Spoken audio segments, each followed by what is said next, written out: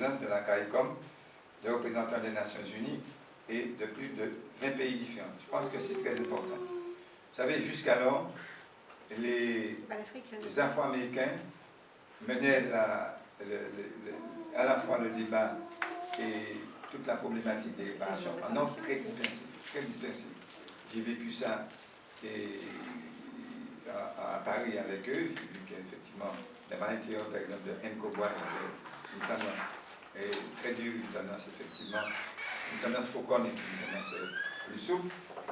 La tendance septembre 72, etc. Bon, je ne comprenais même pas. Bon, et là, ce qui a été formidable, eh bien, il y a eu une installation très forte de la commission afro-américaine pour les réparations.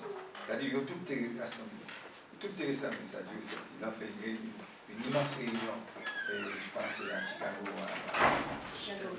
Chicago, ils font une grande réunion. Je pense que c'était extraordinaire. Parce que nous étions génies au départ. Regardez, si nous allons là, nous savons effectivement les débats, les querelles, cette estime qu'il y a à l'intérieur des organisations afro-américaines qui se battent pour les réparations. C'était très dur. Et je crois qu'effectivement, ça a été extraordinaire. Extraordinaire parce que nous avons vu que, bon, ils ont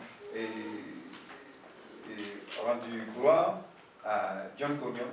John Cognon qui était effectivement une éminence en matière de lutte pour les réparations. C'est le sénateur qui a affronté Nixon à plusieurs reprises. Je pense que c'était remarquable. Donc, d'ailleurs, pour rendre hommage à Cognon, il y avait Danny Glover qui était là. Tous ils étaient là. Je pense que c'était très important. Et quand on parle par exemple de Léonard Diffries, c'est une éminence dans le combat pour les réparations. Et avec les Black Panthers, Léonard Diffries, c'est ce professeur d'université qui est un éminent égyptologue qui était obligé de marcher blindé aux États-Unis. Il s'est déplacé à plusieurs reprises, par exemple en Angleterre. Bien, on a failli le tuer à plusieurs reprises parce qu'effectivement, il dénonçait le comportement des Juifs, etc. Donc, c'est lui qui a fait la première libation, le premier jour. Donc, donner à Léonard Diffries de faire la libation, c'était chargé de symboles et de spiritualité. Alors, il y avait la présence de Cuba et d'Haïti à ce sommet, j'avais dit ça, c'était très important. Il y a l'ambassadeur de Cuba qui est venu s'exprimer pour dire effectivement. Voilà, c'est extraordinaire. Ah oui. Une femme qui a été longuement petite. Voilà. La révolution cubaine, du noir. Bien sûr, je vous ai dit qu'il y avait effectivement nous-mêmes qui étaient avec une très forte délégation.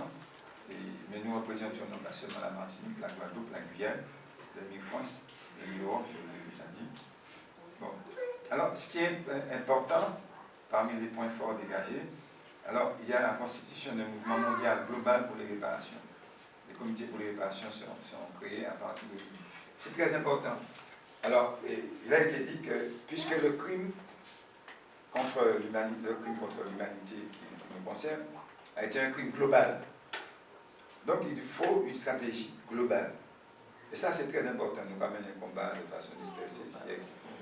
Il nous faut une stratégie globale. C'est-à-dire qu'il faut que, ici aussi, en Guadeloupe, bien plus particulièrement pour nous qui nous trouvons dans les dernières colonies, il faut que nous comprenions que cette problématique de réparation doit être menée de façon unitaire. Il ne faut pas y avoir de déchirement. Il faut qu'il y ait des débats, il faut qu'il y ait des discussions, des échanges entre nous, etc. Mais ça n'a pas servi à rien qu'un cas discuté. C'est une problématique trop importante, c'est une question trop importante. C'est un enjeu très important. Très, très important.